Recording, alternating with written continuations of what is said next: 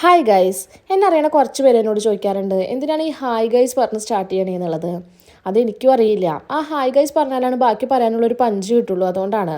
അപ്പോൾ ഇന്നത്തെ വിഷയം അതല്ല. ഞാൻ കുറേ നാളായില്ലേ നമ്മുടെ നാട്ടിലെ പൂരം എന്ന് പറയാൻ തുടങ്ങിയിട്ട്. അപ്പോൾ നമ്മുടെ പൂരം ആവാറായി. ഫെബ്രുവരി 14 തീയതിയാണ് നമ്മുടെ പൂരം.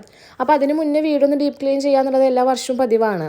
സാധാരണ നമ്മളൊരു ചേച്ചീനെ വെക്കാറുണ്ട്, കാരണം അന്ന് ഞാൻ വർക്കിങ്ങുള്ള ടൈമായിരിക്കും.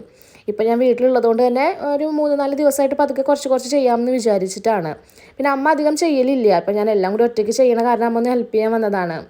ഇന്ന് നമ്മൾ ഉമ്മറും ഹോളും അതുപോലെ റൂമുകളും കവർ ചെയ്യാമെന്ന് വിചാരിച്ചിട്ടാണ്. റൂമിൽ കുറച്ച് തുണി മടക്കാനുണ്ടായിരുന്നു, കാരണം ഞാൻ എവിടെയെങ്കിലുമൊക്കെ ജസ്റ്റ് ഒന്ന് പോയിട്ട് വന്ന ഡ്രസ്സ് കഴുകില്ല, വെക്കും. പിന്നെ പോകുമ്പോഴാന്ന് വിചാരിച്ചിട്ട്. പിന്നെ പോകുമ്പോൾ ഞാൻ അതിടില്ല, വേറെ ഡ്രസ്സ് ഇടും. അതുകൊണ്ട് കുറച്ച് ഡ്രസ്സ് കഴുകാനുണ്ടായിരുന്നു.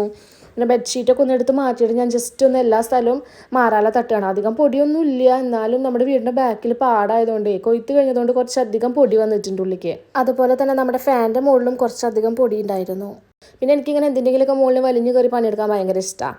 നിങ്ങൾക്കും അങ്ങനെ ഇഷ്ടമുള്ള കുറേ പേരുണ്ടാവും എന്ന് എനിക്കറിയാം. എനിക്കിങ്ങനെ ഡീപ്പ് ക്ലീൻ ചെയ്യാം, വീട് ക്ലീൻ ചെയ്യാൻ എനിക്ക് ഭയങ്കര ഇഷ്ടമാണ്. അതുപോലെ കുക്ക് ചെയ്യാനും ഇഷ്ടമാണ്.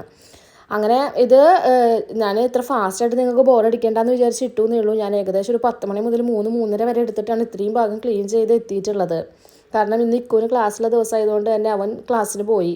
അപ്പോൾ നമുക്ക് വേഗം പണികൾ തീർക്കാം. അവൻ ഉണ്ടെങ്കിൽ പിന്നെ അവൻ അത് ഇതെന്ന് പറഞ്ഞിട്ട് പിന്നെ ഈ ക്ലീൻ ചെയ്യണേലൊക്കെ അവൻ്റെ ഒരു കൈ ഉണ്ടാവും, അപ്പോൾ ഒരു പണി നടക്കില്ല.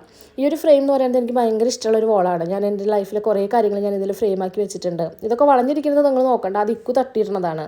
അതുപോലെ തന്നെയാണ് ഈ ഒരു വോളും. ഈ 2 ഫ്രെയിം എനിക്ക് ഇമ്പോർട്ടൻ്റ് ആണ്. ഒരെണ്ണം എൻ്റെ മാരേജിൻ്റെ ഫാമിലി ഫോട്ടോയും ഒരെണ്ണം ഞങ്ങൾ ദുബായിലുള്ളപ്പോൾ എടുത്തൊരു ഫോട്ടോ ആണിത്. അങ്ങനെ ഇരിക്കുമ്പോഴാണ് മീഷോന്ന് ഒരു കൊറിയർ വന്നത്. അപ്പം ഇനിയിപ്പോൾ അതെന്താണെന്ന് നോക്കി നോക്കാം.